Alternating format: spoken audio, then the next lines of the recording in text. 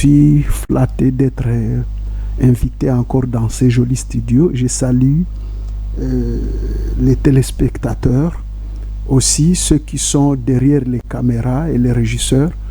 Bonne fin de semaine à tout le monde. Alors, merci beaucoup, Monsieur Fidèle. D'entrée des jeux, on va commencer par cette première thématique liée à la proposition de Martin Fayoulou. Quant à la possibilité d'organiser un dialogue, le président de l'ECD a donné ses arguments, ses explications vis-à-vis de cette proposition critiquée par les uns, même si les autres sont d'accord. Vous, quelle analyse pouvez-vous faire de cette proposition de Fayoulou quant à l'organisation des dialogues entre les Congolais? Merci beaucoup. Comme son nom l'indique, dialogue. Les dialogues, c'est connu de tous que c'est un moyen par lequel, lorsqu'il y a deux parties qui ne s'entendent pas, deux personnes qui ne se mettent pas d'accord sur un point donné, il leur est donné l'ouverture de se mettre ensemble pour essayer de parler, pour essayer de discuter. Dans ces cas de figure, il s'agit du président Martin Fayoulou à qui nous présentons nos salutations et bon retour au pays parce qu'il était très récemment aux États-Unis.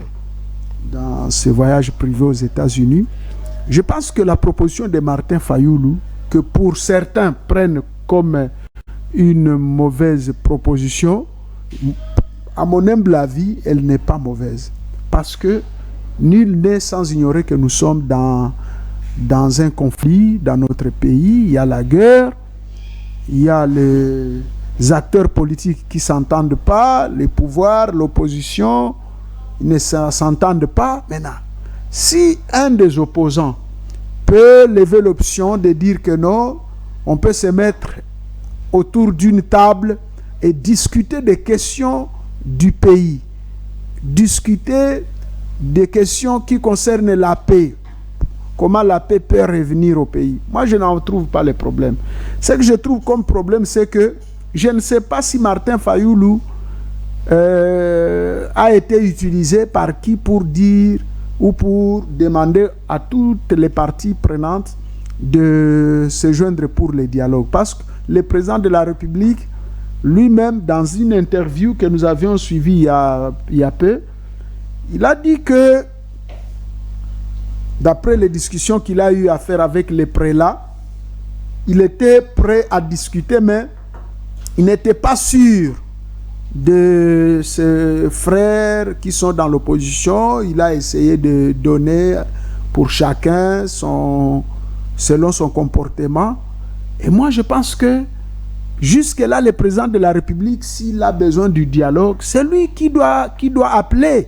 Ça ne peut pas venir de Martin Fayoulou. Voilà pourquoi on est en train de donner, de coller une casquette à Martin Fayoulou, disant que peut-être il aurait reçu des pots de vin de la part du gouvernement, parce qu'on ne comprend pas comment les mots dialogue peuvent venir d'un candidat de l'opposition. Je pense que ces mots dialogue pouvaient venir plutôt du président de la République. Sinon, si ça vient, si c'est l'opposition qui est demanderesse qui devient demanderesse du dialogue, ça cloche quelque part. Mais moi, en tant que tel, je salue l'option du dialogue si et seulement si cette option peut nous conduire à la paix. Et moi, je me pose maintenant la question. Si Martin Fayoulou demande le dialogue, si le président de la République pouvait se mettre à table avec Martin Fayoulou, Moïse Katumbi et les autres opposants, est-ce que ce dialogue sera un dialogue essentiellement basé sur le retour de la paix ou c'est un dialogue qui sera basé essentiellement sur le partage du pouvoir? Parce que les gens qui sèment désolation, terreur, ce sont les M23 soutenus par les Rwandais avec Corneille Nangaa. Moi, je pense, je l'ai toujours dit, je ne sais pas si ça peut choquer certains qui ne veulent pas m'entendre, mais c'est mon point de vue. Moi, je pense que si dialogue il y aurait, les personnes avec lesquelles le président de la République ou les pouvoirs, les gouvernements doivent dialoguer. Ce sont ces gens qui endeuillent la population. Parce que Martin Fayoulou n'a pas pris d'armes pour tuer comme le font les Corneille Nangaa et les M23. Maintenant, si on fait dialogue avec Martin Fayoulou, est-ce qu'à l'Est, le même jour on finit de dialoguer avec Fayoulou, à l'Est les balles finissent de crépiter? Je ne pense pas. C'est-à-dire, pour moi, on doit aider le président de la République à attaquer les problèmes et non passer autour du dos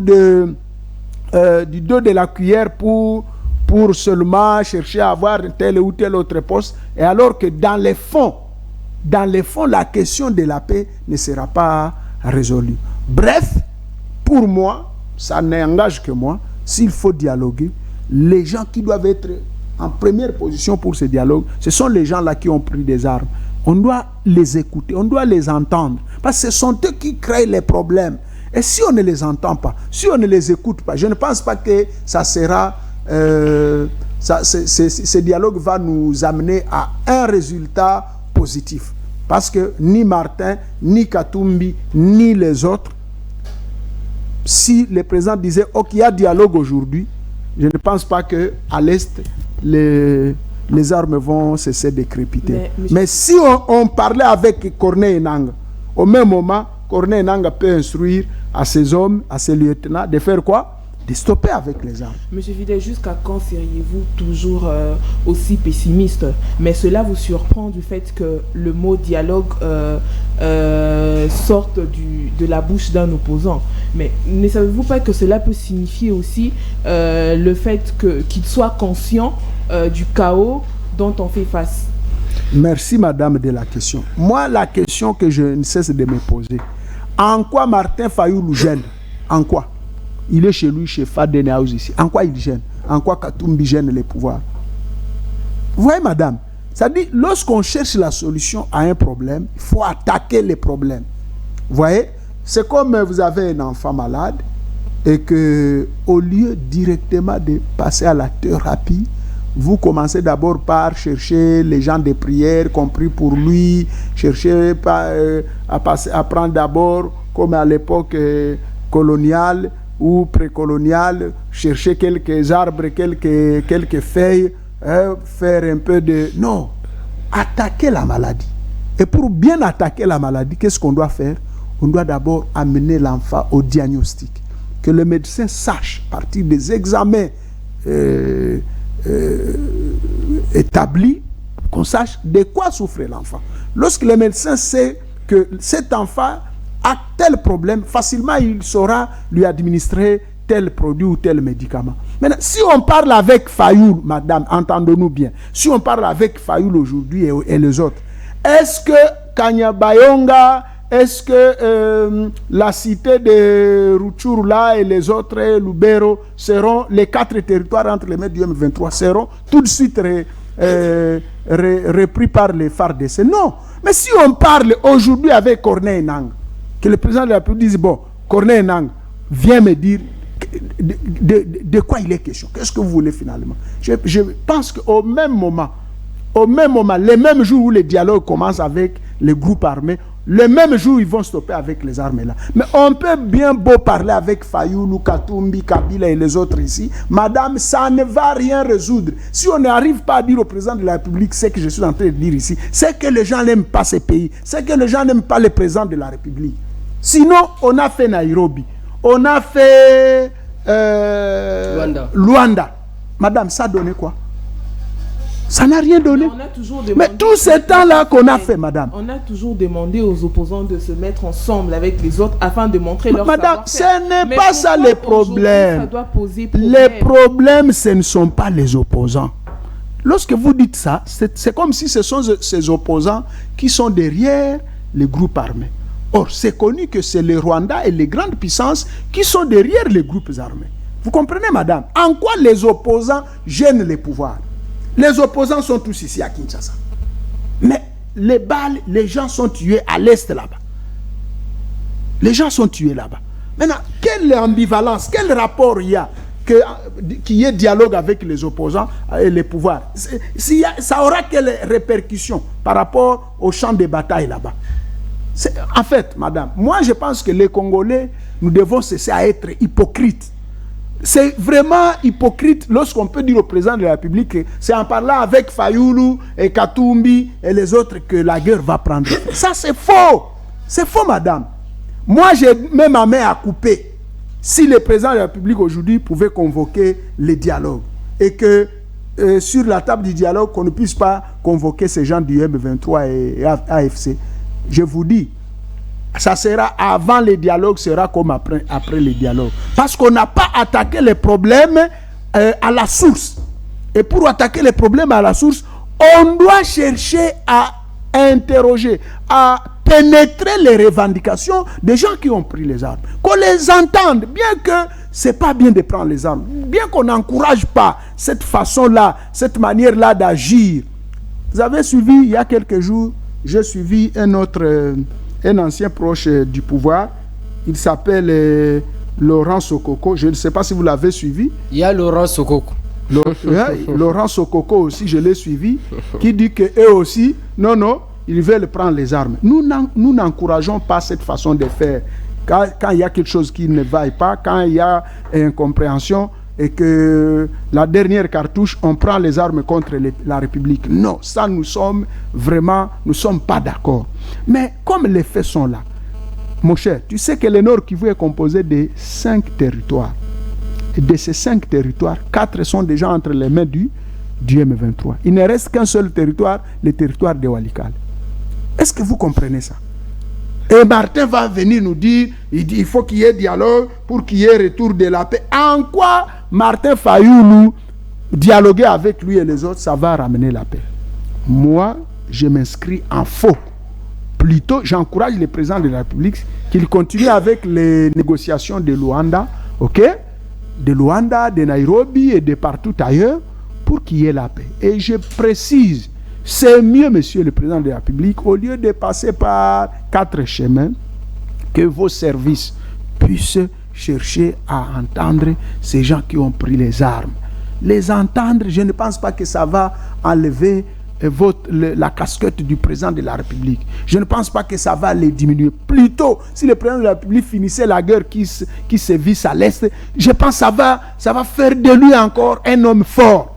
Et c'est ça ce qui a fait que Kabila, si aujourd'hui on les pleure, c'est parce qu'il savait négocier. Mon cher ami, je l'ai dit encore dans nos émissions passées. Vous avez vu la Russie et l'Ukraine. Ça fait combien d'années? La guerre persiste. Ni vainqueur, ni vaincu. Les armes, ce ne sont pas une voie plausible pour rétablir la paix. Les armes, non. Plutôt la réconciliation, les dialogues, c'est les moyens vraiment les plus rapides qui puissent apporter la paix et que les populations qui sont en train de souffrir à l'Est là puissent retourner chez eux. Une parenthèse. Vous avez suivi un bateau qui a chaviré il y a 2 semaines là dans les eaux du lac Kivu. Vous savez la conséquence c'est quoi? C'est parce que les M23 ont coupé la route. Parce que Minova et Goma, Minova c'est dans le sud Kivu, c'est une cité dans le sud Kivu. Mais les gens de Minova viennent à Goma pour les transactions, pour les commerces. Maintenant, comme la voie routière est coupée par les M23, ils avaient trouvé mieux d'emprunter la voie du lac. Vous avez vu la conséquence? Le nombre est incalculable de morts. Ça complique même aujourd'hui. Je voulais vous relancer parce que vous parlez de cette histoire-là de naufrage de Minova. Il y a même une réalité aujourd'hui. Les gens qui sont à Beni, avant de venir à Goma, il faut passer par Kampala, vous revenez vers Gisenyi au Rwanda et puis vous revenez à Goma, vous entrez à Goma. Mon frère, je vous dis la guerre. Ici à Kin, nous blaguons avec ces faits-là parce que nous les entendons à la télé, dans les réseaux sociaux. Mais je vous dis, il faut arriver là-bas. Les gens souffrent, mon frère. Les gens souffrent. Tu imagines?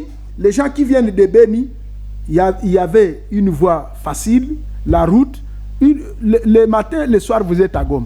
Mais comme les routes sont coupées, vous devez passer par Kampala. Kampala, vous prenez les bus, vous venez par Rwanda. Rwanda, vous débouchez par Goma. Est-ce que vous pouvez imaginer ça? Et ici, les gens n'en parlent pas. Ou ils en parlent moins. Et les gens proposent des solutions moins concrètes au président de la République. La vraie solution pour finir cette guerre-là, immédiatement, c'est que le président de la République puisse avoir de la hauteur, puisse se dépassionner et dire, voilà, je voudrais écouter ces gens qui ont pris les armes. Nous sommes tous fils du pays, bien que ces fils du pays soient tordus, soient trompés, soient manipulés par les Rwandais et les autres puissances, ok? Mais au moins, on sait que si on parle avec eux directement, au même moment, la guerre va prendre fin. Et si ces gens demandent... À Luanda, on a parlé. Est-ce que... Oui. Si ces gens demandaient au gouvernement congolais de réintégrer d'occuper aussi des postes ministériels, c'est ce que certainement les présidents de la République refusent. Mon cher ami, en quoi ça gêne? Si ça peut nous donner la paix, qu'est-ce que Mobutu disait à l'époque? Qu'il était prêt à faire même les pactes avec qui? Les diables, pourvu que la paix revienne. C'est ça. Si Nanga a organisé les élections qui ont fait du président de la République actuel en 2018 président de la République, n'est-ce pas? Il était président de la CENI ici. Si Nanga dit, bon, pour que moi et mes troupes, on puisse finir avec la guerre, donnez-nous aussi 2 postes ou 3 postes. Mon cher, est-ce que le ciel va tomber sur nous? Pourvu que les populations qui sont dans les 4 territoires, vous savez que ce sont des territoires pays, les territoires là que l'M23 occupe, encore des territoires richissimes où on exploite à grande quantité des minéraux comme les coltans, comme de l'or. Moi je pense que le dialogue c'est une bonne chose, mais ça ne doit pas venir de Fayoulou. Non. Ça doit venir du président de la République. Mais vous trouvez parce que quand ça vient de Fayoulou, ça donne une mauvaise connotation. C'est comme si Fayoulou était derrière lui, il y avait quelque chose qui a soufflé, dont on ne sait pas préciser. C'est comme si, je dis bien c'est comme si.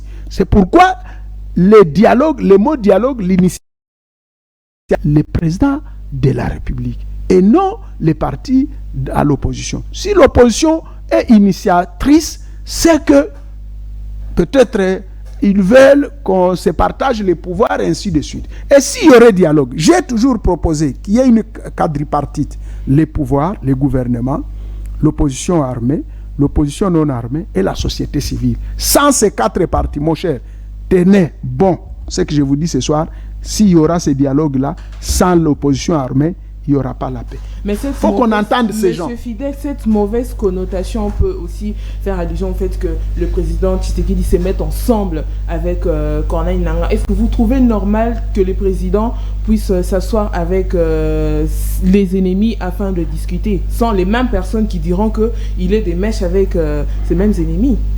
Madame, moi je pense qu'on n'invente pas la roue. Est-ce que c'est la première fois qu'on voit ça?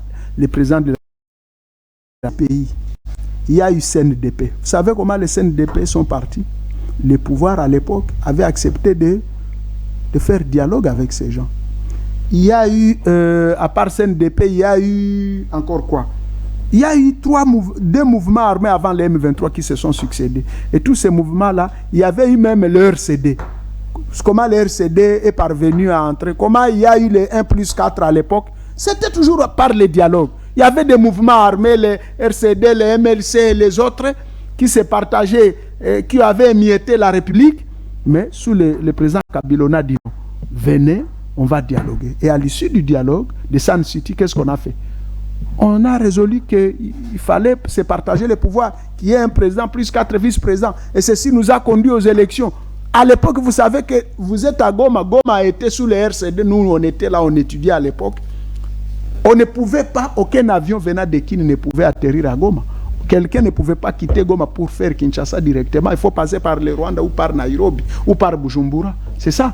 Mais, suite au dialogue, on a réunifié les pays qui étaient émiettés et la vie a repris de manière assez normale. Donc, bref, si je peux me permettre de clore mon mot, c'est pour dire que le dialogue, c'est bon. Mais que ce dialogue soit inclusif et que toutes les parties prenantes puissent prendre part et que nous puissions nous attendre à des résultats positifs. Et quels sont ces résultats positifs? ces résultats qui vont conduire à ce qu'il y ait la paix, que la guerre finisse et que les populations qui sont en train de souffrir là dans le Nord Kivu puissent rentrer dans leur territoire d'origine. Alors, dernière question en ce qui concerne cette proposition de dialogue, avant qu'on puisse aborder pour quelques minutes cette question liée à la révision de la Constitution. Oui. Et si, parce que depuis un moment, on parlait de frustration au niveau du pays, et si c'est pour l'intérêt général, pour créer la cohésion nationale tout d'abord au niveau intérieur, pour faire bloc à ces complots internationaux, comme on a toujours qualifié ça vis-à-vis de la RDC, que Martin Fayulu a proposé ces dialogues, est-ce que en quoi c'est mauvais? Monsieur le journaliste, je ne dis pas que c'est mauvais, mais moi je dis seulement, je mets un bémol que pour que ces dialogues puissent atteindre des bons résultats, il faut qu'on associe les gens qui ont pris les armes. Sinon, si les enfants du pays peuvent se mettre ensemble pour constituer un bloc, récemment, le président de la République a fait des consultations ici, n'est-ce pas, qui ont fait que les Katumbi, les Bemba et les autres puissent entrer au pouvoir. À la fin, qu'est-ce qui s'en est suivi? Vous n'avez pas vu les uns après avoir goûté au pouvoir, ils ont claqué la porte, n'est-ce pas? Pourquoi le président de la République avait décidé d'initier les consultations? C'était pour qu'autour de lui, on crée cette union dite sacrée et qu'avec l'union sacrée, qu'on puisse constituer un bloc et avec ces blocs, qu'on puisse essayer de voir comment combattre les ennemis de la République. Moi, je pense que l'idée du dialogue est bonne.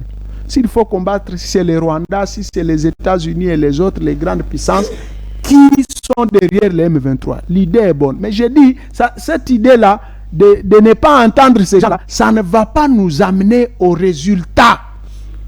Ces gens-là sont têtus, ces gens qui ont pris des armes. Et surtout qu'ils occupent des territoires juteux. Vous avez suivi récemment, ils commencent à dire même que les avions de la République ont survolé dans leur espace aérien. Vous avez suivi cette aventure-là, non? Attendons, si nous ne voulons pas qu'on attaque les problèmes à la tête, à la source, je vous dis, un matin nous allons nous réveiller, ces gens sont déjà ici à côté de nous. Tu sais que l'aventure AFDEL a commencé comme ça. L'aventure de l'AFDEL a commencé comme ça. Et un matin, nous sommes à Bukavu, on voit pouf, les matins ils sont là. Le lendemain, pouf, ils sont à Goma. Sur le lendemain, ils sont à Kisangani.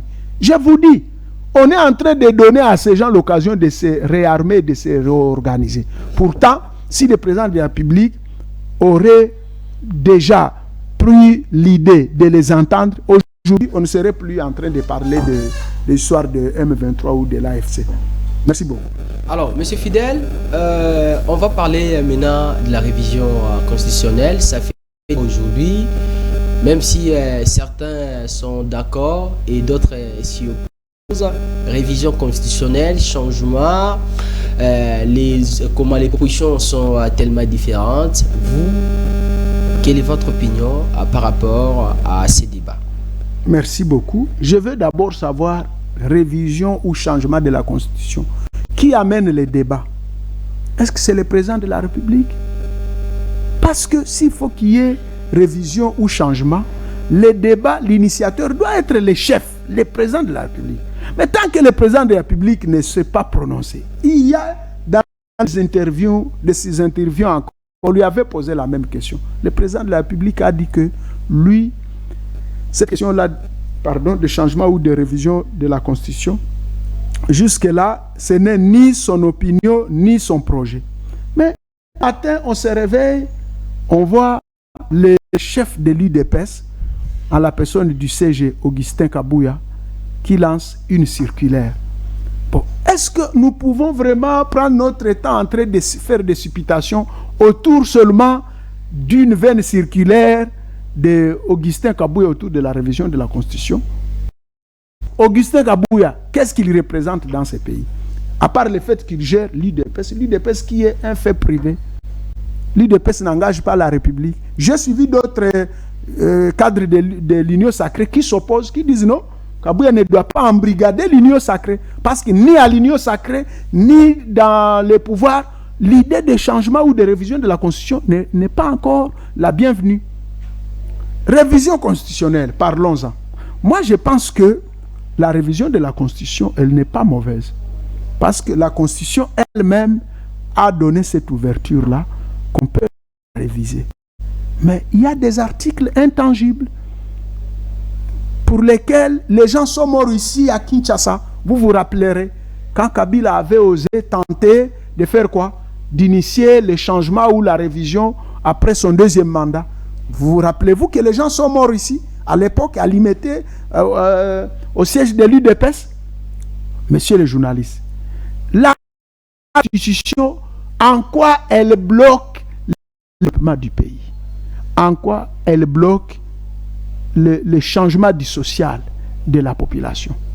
Est-ce que la révision de la Constitution, elle gêne en quoi le président de la République? Ou cette Constitution elle-même, en quoi elle gêne la République? Moi, je pense que tous ces gens qui font surface du débat sur la révision ou le changement de la Constitution, ce sont des ennemis du président de la République. Alors, comment ça? Je vous dis, je peux vous le démontrer. Tous ces gens-là qui sont en train de distraire le président, quand l'UDPS... Mais oui, c'est un ennemi du président de la République. Parce que c'est lui qui aime vraiment le président de la République. Au stade actuel, où les enseignants sont en grève, où les médecins sont en grève, les infirmiers sont en grève, aucun stade du niveau de vie du peuple congolais qui est debout actuellement. Est-ce que c'est ça ce qu'on peut amener comme débat dans la société?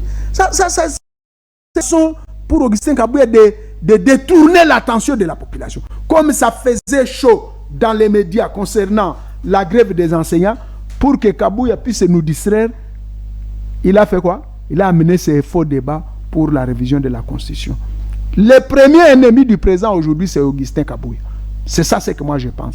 Parce que quelqu'un qui aime le président de la République, maintenant, au stade actuel, ne peut pas pousser le président ou l'opinion publique à commencer à parler ou à débattre au sujet de la révision de la Constitution. Je vous ai dit que je suis analyste politique indépendant, proche de l'Union sacrée, mais moi je ne m'oppose ni pour la révision, ni pour les changements. Je m'oppose. Pourquoi? Parce que la révision de la Constitution, en ce moment ici, nous l'avons suivi dans les temps, les gens de l'UDP se disent encore que ils vont quitter, ils vont faire, comment on appelle ça? Ils vont faire la remise et reprise avec Jésus. C'est que, pour eux, ils visent les articles qui sont intangibles, les articles qu'on ne peut pas toucher de la Constitution, dont ce qui concerne, initialement celui qui concerne le nombre de mandats du président de la République. Vous voyez?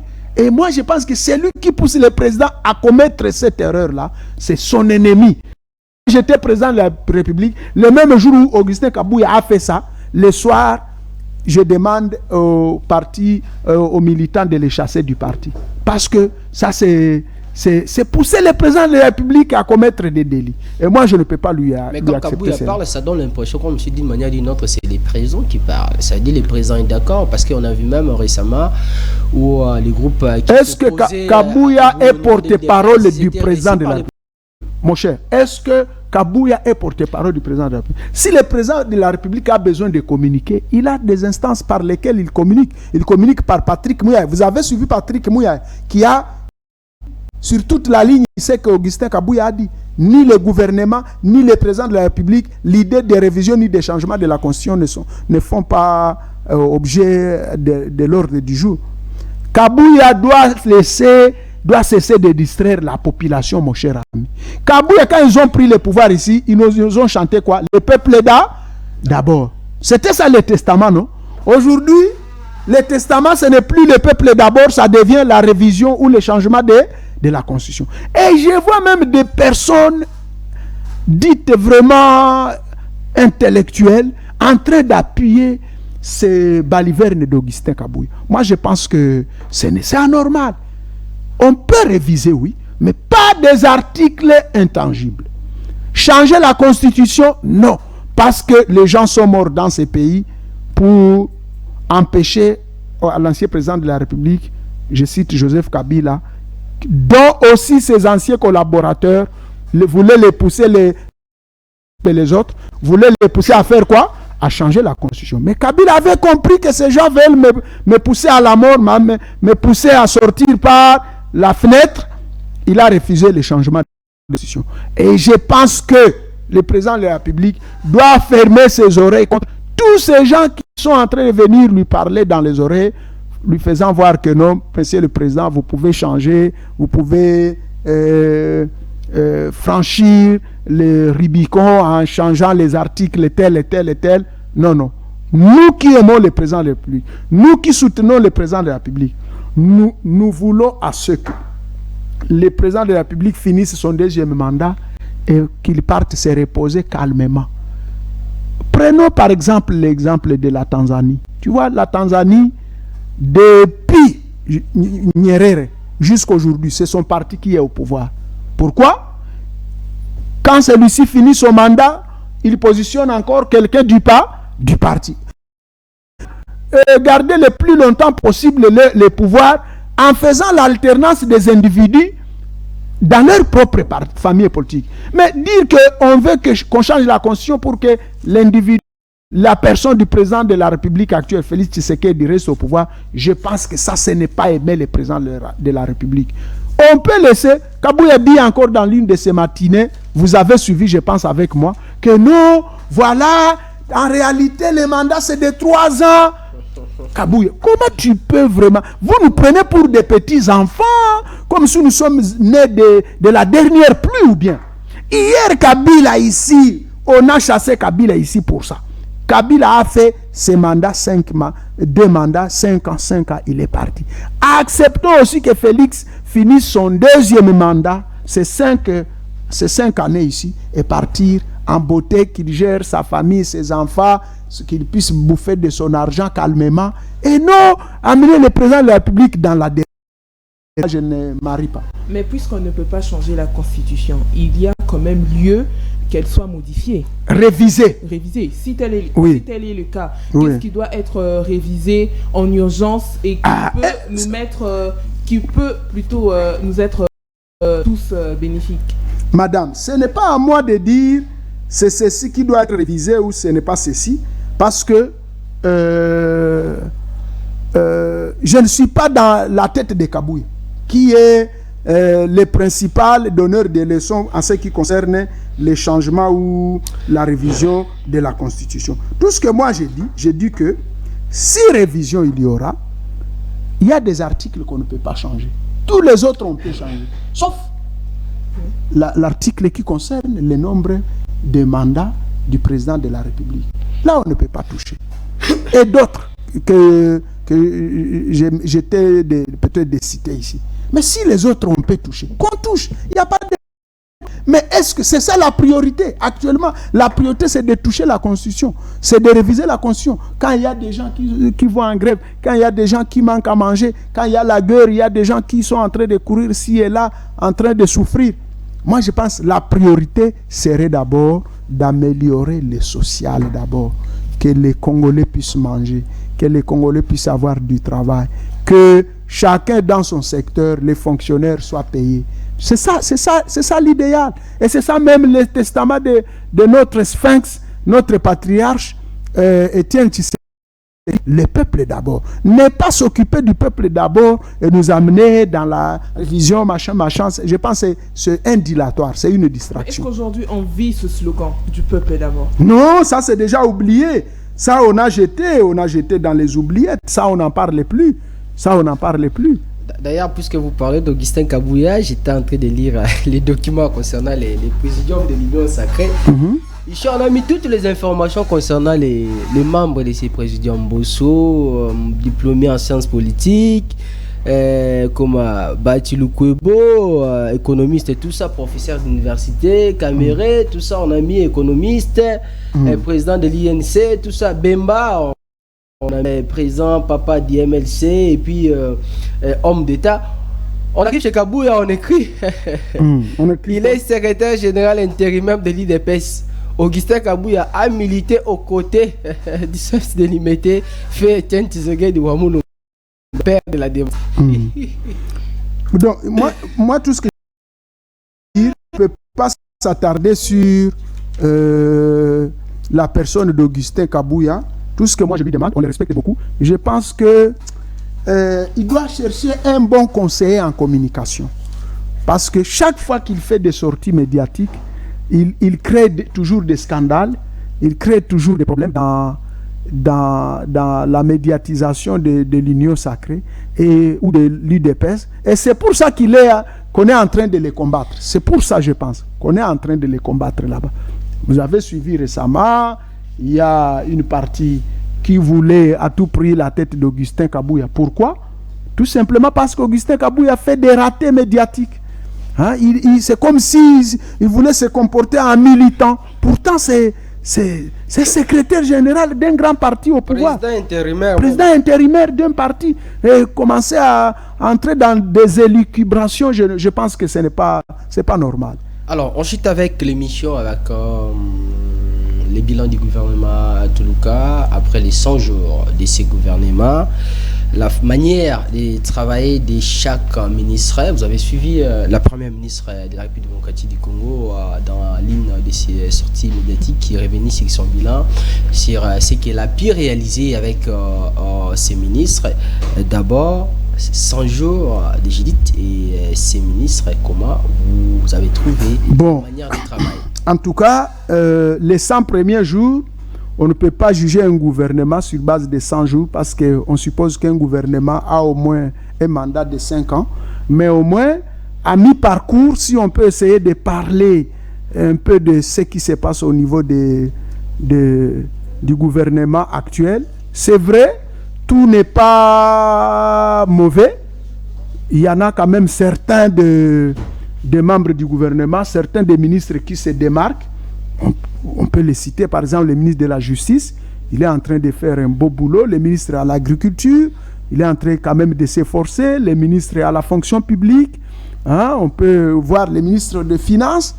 Au moins les quelques ministres-là, et d'autres peut-être que je ne maîtrise pas bien leur secteur, sont en train de faire du travail. Mais tout ce qu'on demande, on demande à ce que les ministres soient quand même ponctuels dans leur cabinet de travail. Mon cher, vous pouvez imaginer les ministres viennent au bureau à 14h, à 18h, vous arrivez dans le cabinet à 11h, il n'y a personne sauf... Les ministres ne sont pas ponctuels. Ils ne sont pas ponctuels au cabinet.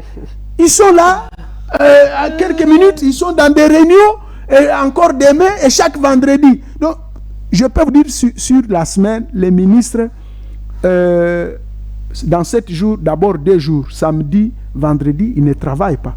Ils sont au conseil des ministres. Les 4 jours là qui restent. Malgré l'arrêté qui a été pris par leurs collègues de la fonction publique. Non, l'arrêté là ne concerne pas les politiques, ça concerne l'administration publique, les fonctionnaires. Mais quand même, le président venait de signer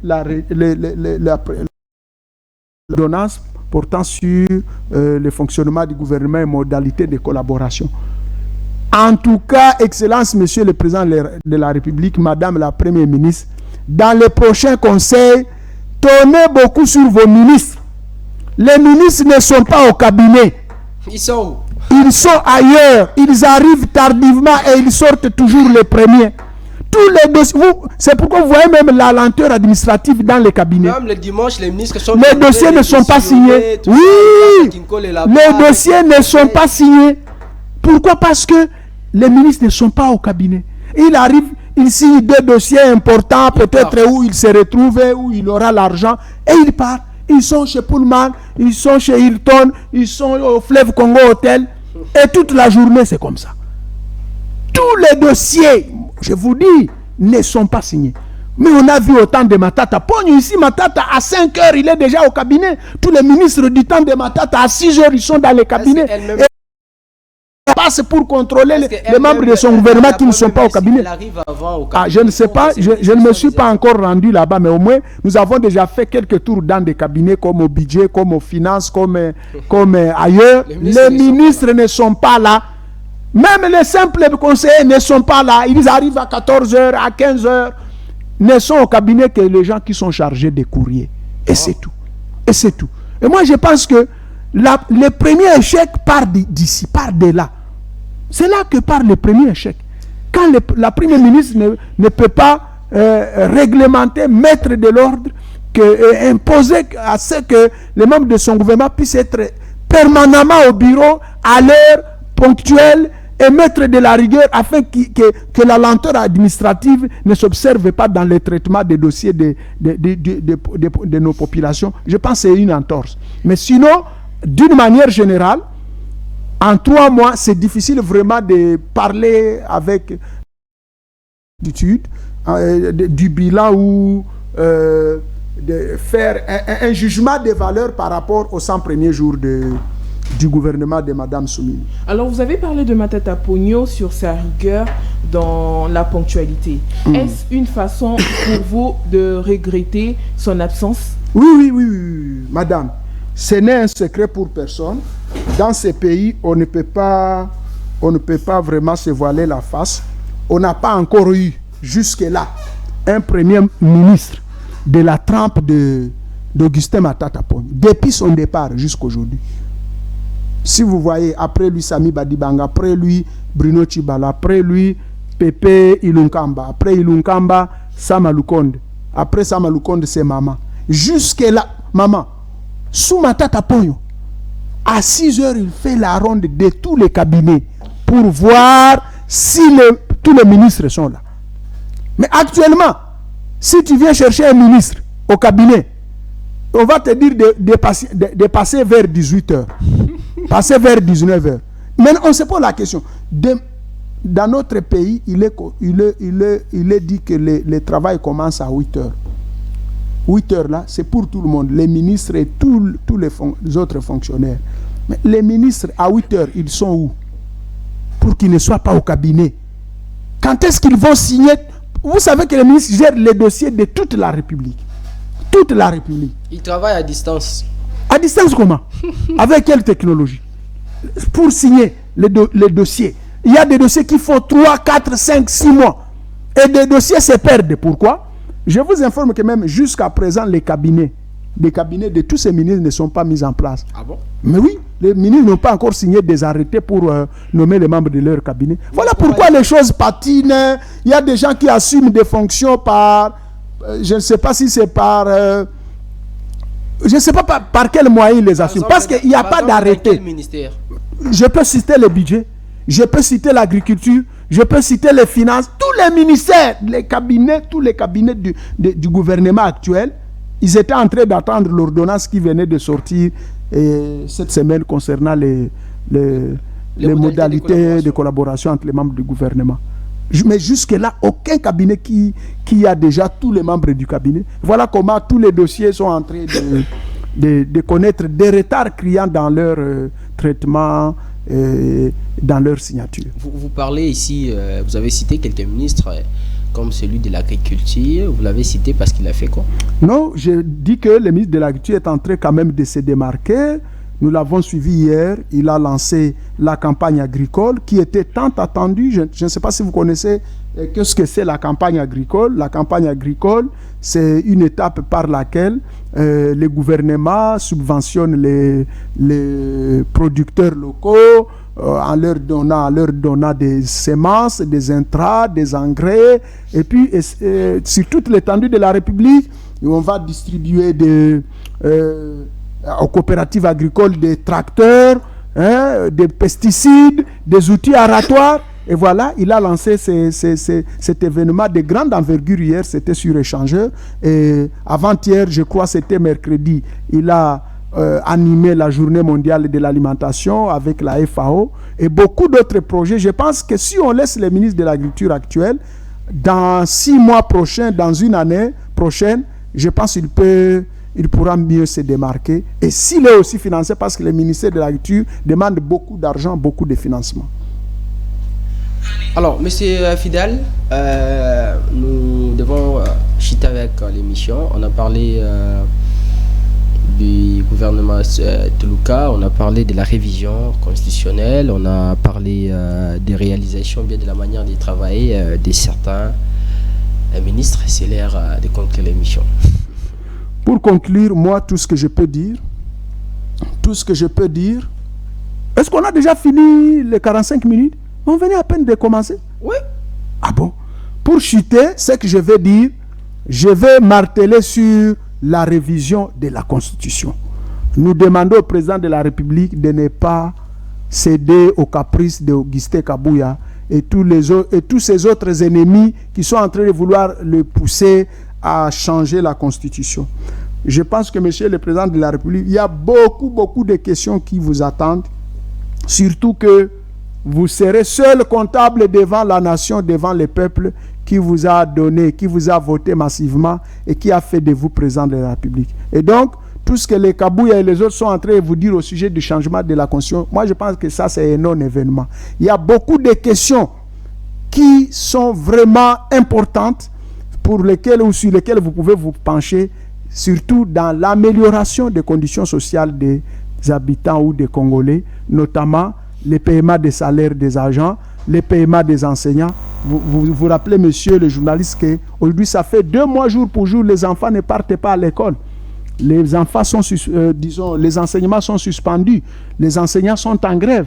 Voilà des questions sur lesquelles le président de la République doit se pencher et tout son gouvernement, en lieu et place de distraire l'opinion avec l'histoire des changements ou révision de la Constitution, qui n'est du reste qu'un plan des ennemis de la République et des ennemis du président de la République. Je vous remercie. C'est un réel plaisir pour nous de vous recevoir dans cette émission. Merci surtout d'avoir répondu à toutes nos questions. Je rappelle que vous êtes artère politique, analyste politique.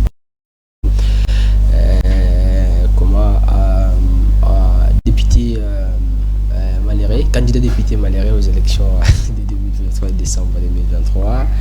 Merci beaucoup, M. Fidèle. C'est moi qui vous remercie. Merci beaucoup. Merci, Sarah. Merci, Daniel. Merci, M. Fidèle. Et bon début de week-end à chacun. Merci beaucoup. Alors, c'est de la même façon que je vais citer pour ce dernier numéro de la semaine de votre émission Interface. Comme j'ai toujours l'habitude de vous le dire, que nous ne venons pas des familles riches, nobles de la 2e classe, mais nous savons comment cohabiter avec les autres. Car cohabiter avec les autres, ça a toujours été une priorité pour nous. Nous ne sommes pas là pour impressionner et faire du mal aux gens, mais nous sommes juste à la recherche du bonheur. Mais à lundi 16h, pour le premier numéro de la semaine de votre cavalcade socio-politique sur les antennes de votre chaîne, CML13 Télévision, que vive la République, vive la RDC, restez-nous toujours fidèles.